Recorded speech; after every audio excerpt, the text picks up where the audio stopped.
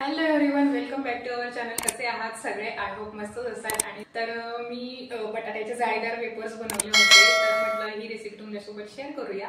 तर वेपर्स बऱ्याच जणींचे बनवून झाले असतील आणि मी सुद्धा दरवेळेला फेब्रुवारीमध्ये बनवून घेते, पण यावेळेला फेब्रुवारी महिना आणि मार्चचा फर्स्ट वीक थोडासा बिझी होता, त्याच्यामुळे मला जमलं नाही, म्हणून मग मी थोडेसे लेट बनवले. तर हे मुलांना थोडंसं एकच जर पदार्थ असेल तर थोडंसं त्याच्यामध्ये व्हेरिएशन जर असेल ना तर खायला खूप मजा येते, वेगळं वाटतं काहीतरी आणि आवडीने खातात. म्हणून मग मी जे बटाट्याचे वेपर्स असतात तर त्याच्यामध्ये थोडंसं व्हेरिएशन म्हणून आपण जे साधे बटाट्याचे वेपर्स बनवतो त्यापेक्षा थोडेसे वेगळे म्हणजे असे जाळीचे बनवते. तर याच्यामध्ये ना तेल सुद्धा अडकत नाही, म्हणजे जे प्लेन असतात ना त्याच्यावर थोडंसं तेल राहून जातं तळताना, तर हे जाळीचे असल्यामुळे तेल अजिबात याच्यावर राहत नाही आणि त्या चिप्सपेक्षा हे चिप्स थोडेसे नरम सुद्धा होतात.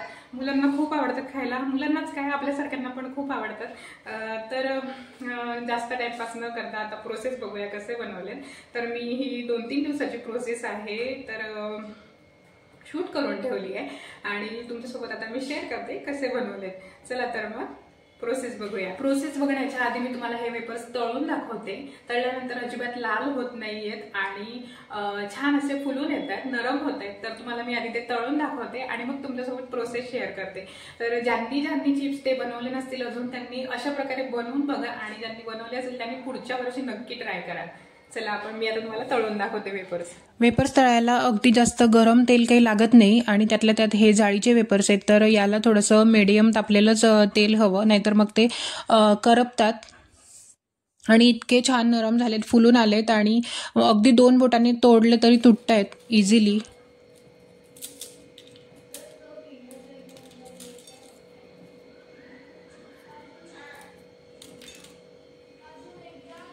वेपर्स बनवण्यासाठी मी हे 2 किलो बटाटे आणलेत आणि शक्यतोवर जर तुम्ही जानेवारी फेब्रुवारीमध्ये जर वेपर्स करणार असाल तर तळेगाव बटाटा मिळतो, जो की नवीन आलेला असतो आणि कमी सालीचा असतो, तो घ्यायचा आहे शक्यतोवर. पण मी तुम्हाला आधी सांगितल्याप्रमाणे मला यावेळेला लेट झालाय बनवायला, तर मला तो बटाटा मिळाला नाही, म्हणून मग मी बाजारात जो आपला रेग्युलर बटाटा मिळतो तोच आणलेला आहे. थोडासा मोठ्या साईजचा घ्यायचा आहे, अगदी मोठी साईज सुद्धा घ्यायची नाहीये, कारण ह्या बटाट्यांना पुढे सांगेलच मी कसं किसावं लागतं. तर त्यासाठी जास्त बटाटा मोठा जर घेतला तर तो आपल्या किसणीच्या बाहेर जातो. तर बटाट्यांचे सगळे साल काढून घेतलेत आणि पाण्यामध्ये मी बुडवून ठेवलेत सगळे बटाटे. त्याच्यानंतर जाळीचे वेपर्स बनवायचे, तर आपल्याला अशा प्रकारचं जे ब्लेड असतं आपलं वेपर्स बनवायचं तर ते लागणार आहे. साध्या वेपर्सचं जे ब्लेड आहे ते काढून घेतलं मी आणि त्याच्यानंतर हे जाळीचे वेपर्स बनवण्यासाठी या प्रकारचं असं ब्लेड लावलंय. तर मी ज्याप्रमाणे वेपर्स बनवते ते तुम्हाला कळत असेल की एकदा बटाटा आडवा किसायचा आहे, एकदा उभा किसायचा आहे, तर त्याच्यामुळे हे जाळीचे वेपर्स तयार होतात. आणि पाण्यात करून घेते मी, म्हणजे आपण जोपर्यंत बटाट्याचे वेपर्स पाडतो तोपर्यंत ते लाल वगैरे होऊ नये म्हणून मग मी पाण्यातच किसते. तर एक बटाट्याचे वेपर्स करून झाल्याच्या नंतर मी दुसऱ्या मोठ्या भांड्यामध्ये पाण्यात टाकणार आहे ते. आणि आपल्याला हे आडवं आणि उभं 1 by 1 असं वेपर्स पाडावे लागतात. तर त्यासाठी थोडंसं काळजी घेऊन करायचं आहे, कारण आपण ती प्रोसेस पटापट करायला जातो आणि आपल्याला लागू वगैरे शकतं, म्हणून ते थोडंसं काळजी घेऊन करायचं आहे. थोडासा बटाटा शेवटी शिल्लक राहिला तर काही हरकत नाही, म्हणजे आपल्याला लागण्यापेक्षा तो बटाटा शिल्लक राहिलेला कधीही चांगला. तर ते बटाटे सुद्धा वाया नाही जात आणि ते आपण भाजीसाठी वगैरे यूज करू शकतो. पाण्यात टाकून ठेवायचे फक्त त्यांना. आणि थिकनेस बघू शकता तुम्ही मी वेपर्सची कशी बनवलेली आहे, म्हणजे ते आपल्या ब्लेडवरती डिपेंड आहे पूर्णतः, पण जास्त बारीक घ्यायचं नाहीये, कारण जास्त बारीक घेतलं ते सुकल्यानंतर अजून बारीक होतं आणि तळताना करपतातच ते. म्हणून मग थोडेसे असे जाडसर थिकनेसचेच घ्यायचे आणि खायला सुद्धा ते छान लागतात.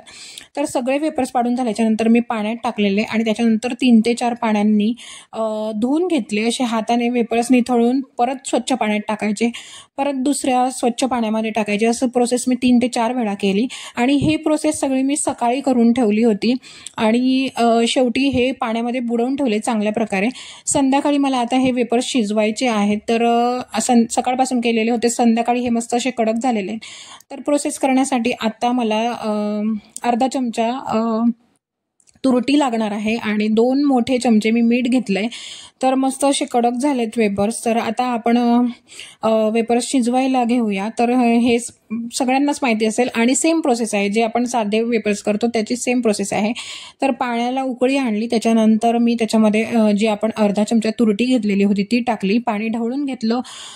त्याच्यानंतर त्याच्यामध्ये जे आपले वेपर्स आहेत ते पाण्यातून निथळून गरम पाण्यामध्ये टाकले आणि परत एक उकळी आल्याच्या नंतर जे आपलं 2 मोठे चमचे मी मीठ घेतलेलं होतं ते त्याच्यामध्ये टाकलं आणि छान असं ढवळून घेतलं.